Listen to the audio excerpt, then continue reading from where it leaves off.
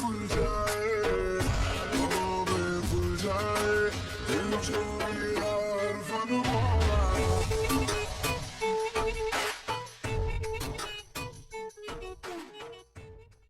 পাখিরা, কেমন আছো তোমরা? ভালো আছো তো? আমি এখানে কেন এসেছি? আমি এসেছি তোমাদের সাথে একটা কথা শেয়ার করতে। সেটা হচ্ছে আমি যে অ্যাপসটা থেকে ভিডিও এডিটিং করি, ওই অ্যাপসটাতে কিছু প্রবলেম আসছে, যার কারণে আমি ভিডিও এডিটিং করতে পারতেছি না। আর অন্য একটা অ্যাপস থেকে আমার ভিডিও এডিটিং করতে হচ্ছে, যার কারণে আমার ভয়েসটা ফুল চেঞ্জ। মানে তোমরা চিনবাই না ওটাকে আমার গলা নাকি অন্য কোনো গলা। তারপর অনেকে কনফিউজ হয়ে যেতে পারো। তো যার কারণে আমি বলে দিলাম আর কি, কনফিউজ হওয়ার প্রয়োজন নেই, ওটা আমি ভয়েস দিচ্ছি। কারণ অন্য একটা অ্যাপস থেকে তার কারণে গলা চেঞ্জ হয়ে গেছে। তো তোমরা একটা অ্যাডজাস্ট করে নিও। আর যারা যারা আগের ভিডিওটা দেখো না, তারা আগের ভিডিওটা গিয়ে আগে দেখো, মানে পার্ট 6টা আগে দেখো, নাহলে পার্ট 7টা কিচ্ছু বুঝবে না। Okay bye, enjoy.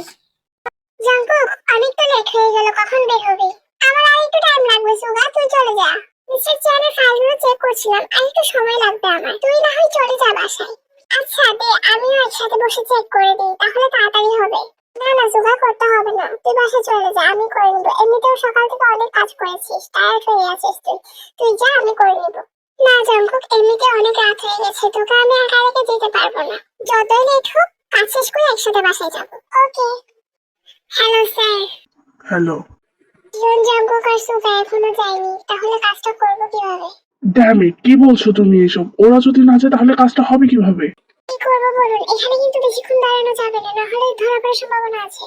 তুমি আপাতত ওখান থেকে সরে আসো, বাকিটা আমি দেখে নিচ্ছি কি করা যায়। ওকে। জীবন জঙ্ক, কি করবো তোমাকে? তোমাকে তো আমি ছাড়বো না।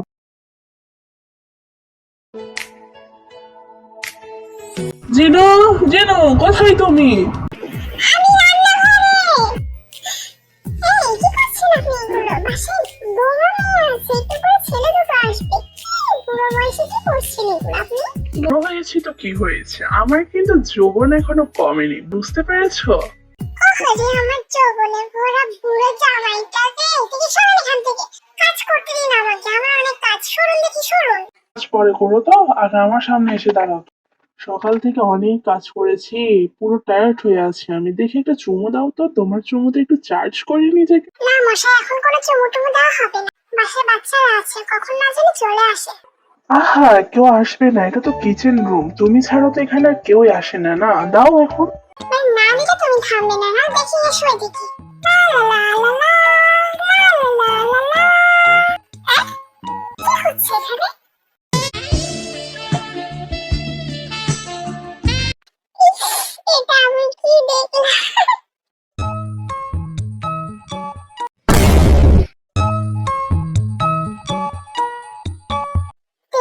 তুই কখন এলি?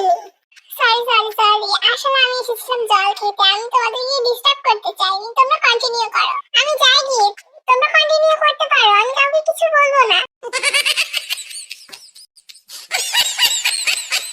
বলেছিলাম আমি কেউ চলে আসবে, শুনলেন না আপনি আমার কথা? এখন ছেলের বউয়ের সামনে আপনার জন্য আমার লজ্জিত হতে হলো। তেজে বাবা হুট করে চলে আসবে, বুঝতে পারিনি আমি, সরি জিনু।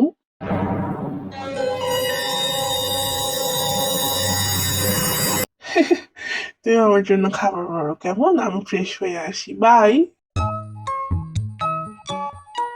মা বাবা যে এত রোমান্টিক, আজকে না থাকলে তো জানতেই পারতাম না। এখানে একা একা দাঁড়িয়ে কি বিবি করছেন মিসেস জিয়ন্তে?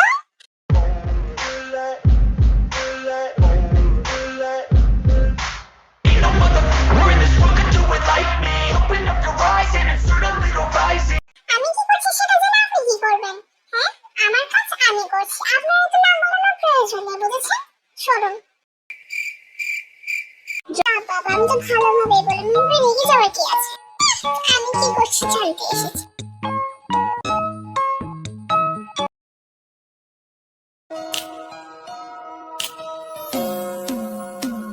ভাই কি বেশি ব্যথা করছে নাকি? আর পড়তে হবে না, উঠে যাও। না না, আমার পড়া এখনো কমপ্লিট হয়নি, আর একটু পড়ে নি তারপর। ও ফজিনি, কথা বলে বোঝার চেষ্টা করো, আর পড়তে হবে। আজকে আপনার আসতে তো লেট হলো যে? আপনি তো বলেছিলেন আজকে সন্ধ্যায় চলে আসবেন, তাহলে তুমি কি আমার কাছ থেকে কৈফিয়ত চাইছো? এমা না না, আপনি তো বলেছিলেন সন্ধ্যায় চলে আসবেন, তাই আর কি। ফজিনি, ভয় পাচ্ছ কেন? তোমার জিজ্ঞেস করার রাইট আছে। অফিসের কাজ তো তাড়াতাড়ি শেষ হয়ে গিয়েছিল, আসলে জাঙ্কুক কিছু ফাইল চেক করছিল তো তাই। ওকে ছেড়ে তো আর আসতে পারি না। ও, ভালো করেছেন। কি ব্যাপার, মন খারাপ নাকি? না না, তেমন কিছু না, ওই আসলে একটু এক্সামের জন্য চিন্তা হচ্ছে। চিন্তা করার কিছু নেই জিমি, তোমার যদি প্রিপারেশন ভালো হয়ে থাকে তাহলে তুমি অবশ্যই ভালো রেজাল্ট করবে, এটা আমার বিশ্বাস আছে।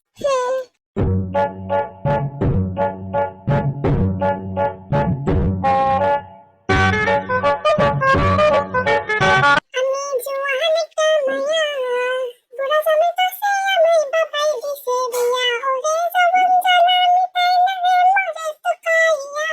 আমি জোয়ান একটা মায়া, বুড়া জামাই কাছে আমায় বাবাই দিছে বিয়া। এই নাপা, তুমি বলে কি করছো? কে রে? জাঙ্কু, আপনি কখন এলেন রুমে? যখন আপনি আমাকে বুড়ো জামাই বলে সম্বোধন করছিলেন আমি তখন এসেছি। কাইন্ডলি আমাকে একটু প্লিজ বলবেন এখানে হচ্ছেটা কি? কই কিছু তো হচ্ছিল না। সামনে তোমার ফাইনাল এক্সাম, একটু সিরিয়াস হওয়ার চেষ্টা করো, বই নিয়ে এসে আমি তোমাকে পড়াবো। আমার এখন পড়তে ইচ্ছে করছে না, আমি কালকে থেকে পড়া শুরু করবো। কালকে থেকেই নয়, আজকে থেকে তুমি পড়া শুরু করবে, আর এখনই তুমি বই নিয়ে আমার সামনে আসবে।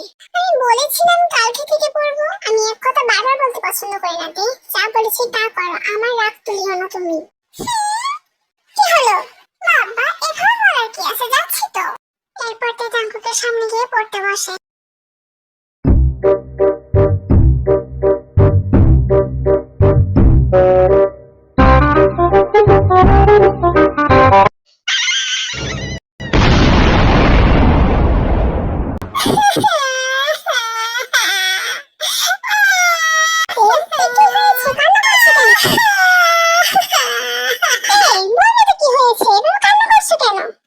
কিছু না বলে শুধু কান্না করতে থাকে, কান্নার আওয়াজ শুনে সবাই চলে আসে।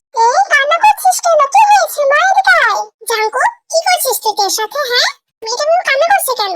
মা আমি নিজেও জানি না কেন কান্না করছে, আমি ওকে জিজ্ঞেস করছি কিন্তু ও কিছু বলছে না, শুধু কান্না করেই যাচ্ছে। তেমা, কি হয়েছে বলো তো দেখি বাবাকে। বাবা, আমি তোমার জামাইকে বলছি আমি এখন আর পড়বো না, আমি কালকে থেকে পড়বো, তাও তো মানছে না, আমার কথা শুনছে না, আমাকে পড়িয়ে যাচ্ছে। দেখো না বাবা, এখন আবার আমার দিকে রাগি চোখে তাকিয়ে আছে। জাঙ্কুক, এভাবে কেন তাকাচ্ছ তুমি ওর দিকে? বাবা, সামনে ওর বোর্ড এক্সাম, আর এক মাস হলেই বাকি। বিয়ে করতে করতে পড়তেও বসেনি, তাই আমি ওকে নিয়ে পড়তে বসিয়েছি জাস্ট। আর তোমরা ওর পক্ষ নিয়ে কথা বলতে এসো না, পরীক্ষায় যদি ফেল করে তখন কি করবে? তাই বলে এভাবে চাপ দিতে হবে কেন? হ্যাঁ, সুন্দরভাবে পড়ালেই তো হয়। আর আমি জানি আমার দুই মেয়ে ভালো রেজাল্ট করবে, বুঝেছো? ড্রামা প্রজেক্ট, সারাদিন শুধু খেলা, এখন আমার ভাইটাকে বসিয়ে দিলে কি খাবো? এই যে তুমি কি বলতে চাচ্ছো, তুমি এখন আর পড়বে না তাই তো?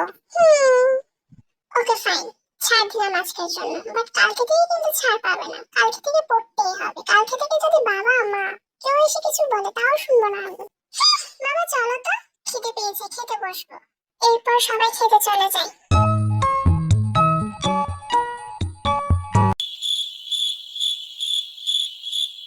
ভাই, তুই ঠিক আছিস তো?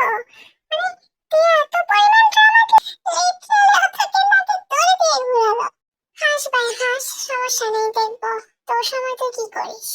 এখন চল নিচে, সবাই ওয়েট করছে। হ্যাঁ চল।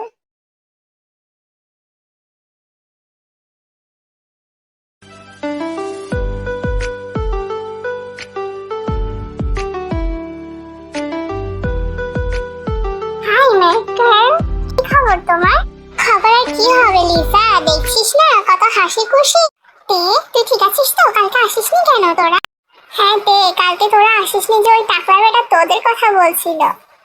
আরে ছাড় তো, ওই টাকলার কাজই তো হচ্ছে আমরা ক্লাসে না থাকলে আমাদেরকে নিয়ে সমালোচনা করা। হ্যাঁ ভাই ঠিক বলেছিস, ওই টাকলার যে কি দস্যু তা আমাদেরকে নিয়ে জানি না আমি। আর যাই হোক, এখন তো ওরই ক্লাস না, চল তাড়াতাড়ি, নয়তো আবার বাইরে দাঁড় করিয়ে রাখবি আর 5 মিনিট লেট হলে। হ্যাঁ হ্যাঁ চল চল।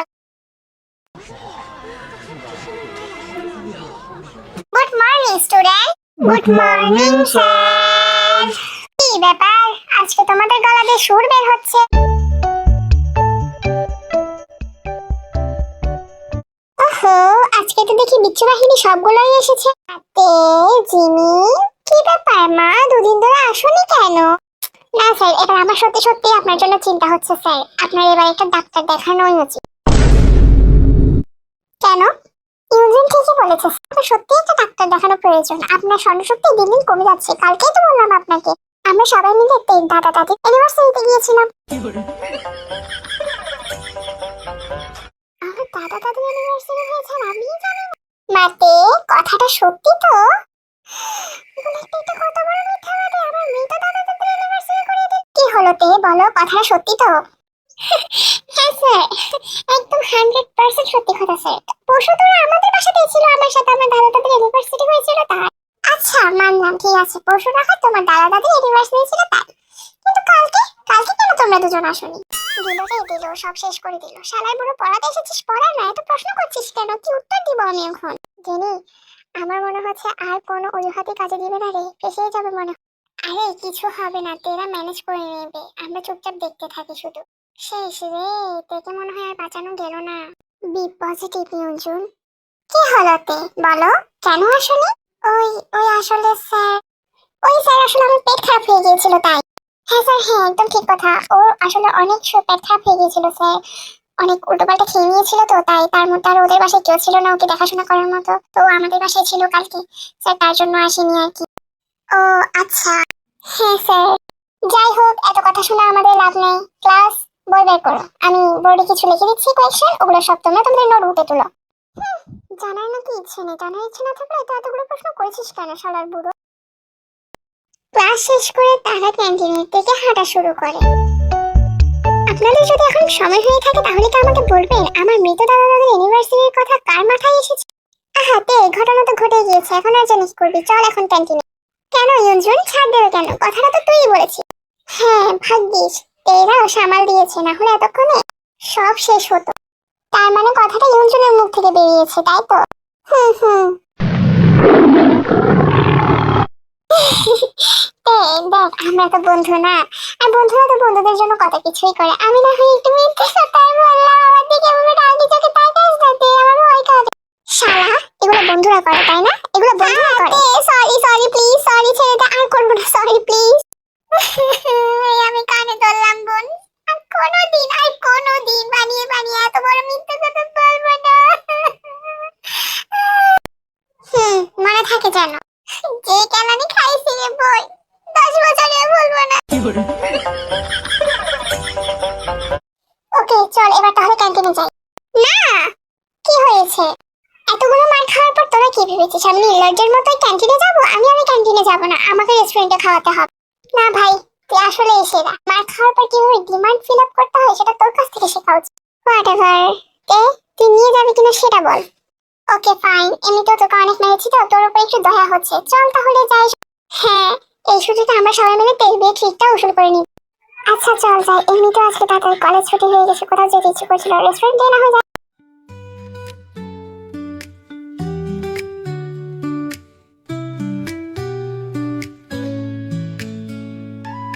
来来来，做道题，一起来放老年痴呆，一柱两月。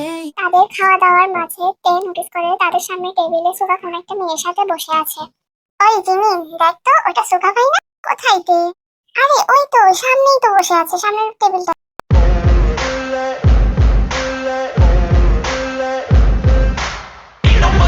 ওরে শালা, সুগা ভাই তাহলে এখন মেয়ে নিয়ে ঘুরে, বাইরে চান্স এটা ওনার গার্লফ্রেন্ড নয় তো? তুই গিলছিস? গিল না, এত কথা বলছিস কেন? ধর নে গিল। আমার সুগা এগুলো কি করছিস? আমি তো ঠিক কথাই বলেছি, এটা তো হতেই পারে, এটা ওনার গার্লফ্রেন্ড। চুপ কর ইউনজুন, দেখছিস না জিমিনের কিভাবে মনটা খারাপ হয়ে গেল? জিমিন দেখ, মন খারাপ করিস না, হতে হতে পারে উনি কোনো কাজে এসেছে। হ্যাঁ জিমিন, লিসা কিন্তু ঠিক কথা বলেছে, তুই মন খারাপ করিস না। আরে তোরাও না কি সব বলছিস, আমার কেন মন খারাপ হবে? তোর কি হয়েছে? হলে চল, বাসায় যাই, মাথা ব্যথা করছে আমার। ওমা জিমিন, তোর মাথা ব্যথা করছে আগে বলবি না? আচ্ছা চল, মাথা বেশি ব্যথা করলে যাওয়ার সময় ওষুধ নিয়ে নেবো। না না ওষুধ নিতে হবে না, বাসায় গিয়ে একটু রেস্ট নিলেই হবে। আমরা সবাই বুঝতে পারছি তোর ফিলিংস এর কথা, বাট তুই বুঝতে পারছিস না এখন। আরে ওয়েট, আমাদের এটা শেষ হয়েছে, আমরাও চলে যাবো, তোরা চলে গেলে আমরা এখানে থেকে কি করবো? ওকে চল তাহলে বের হই। ও মিস্টার ইয়ুঙ্গি, ধন্যবাদ আসার জন্য। আপনি তো জানেনই বাবা কতটা অসুস্থ হয়ে পড়েছে, এখন হয়তো প্রায় প্রজেক্ট নিয়ে আমাকেই কাজ করতে হবে আপনাদের সাথে। আই নো মিস জানা, বাট কথা হচ্ছে এটাই, যাতে কাজটা সৎভাবে সুষ্ঠুভাবে সম্পন্ন হয়। ওয়েট, কি হলো আবার? আমি মনে হয় আমার ফোনটা ভিতরে চলে এসেছি, তোরা যা, আমি ফোনটা নিয়ে আসি। ওকে তুই যা, আমরা ওয়েট করছি। ওকে, তোরা তাহলে একটু ওয়েট কর। সুগা নিজের কাজ শেষ করে বের হওয়ার সময় কারোর সাথে ধাক্কা খায়।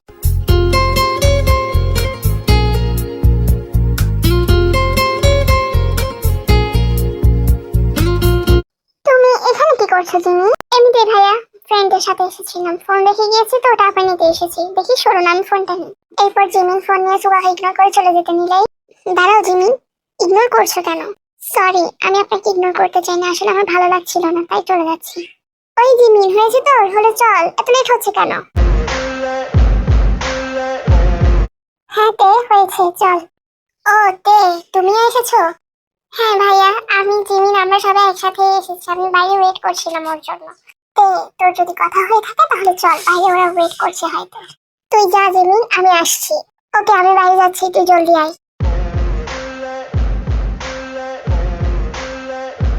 এরপর জিমিন সেখান থেকে চলে যায়। সুগা ভাই, আপনাকে একটা কথা বলবো, যদি কিছু মনে না করেন। আরে বোনো, বলো, সমস্যা নেই। আপনি যে একটু আগে একটা মেয়ের সাথে বসেছিলেন, ওইটা কি আপনার গার্লফ্রেন্ড? আরে ও আমার গার্লফ্রেন্ড হতে যাবে কেন? ও তো আমার ক্লায়েন্ট, আমরা একসাথে বসে প্রজেক্টের ব্যাপারে কথা বলছিলাম। সর্বনাশ! তুমি এখন এটা বলো না, জিমিনের রাগের সাথে এই বিষয়ে কোনো সম্পর্ক আছে? ভাইয়া, এটাই সত্যি, জিমিন ভেবে বসে আছে ওই মেয়েটা আপনার গার্লফ্রেন্ড।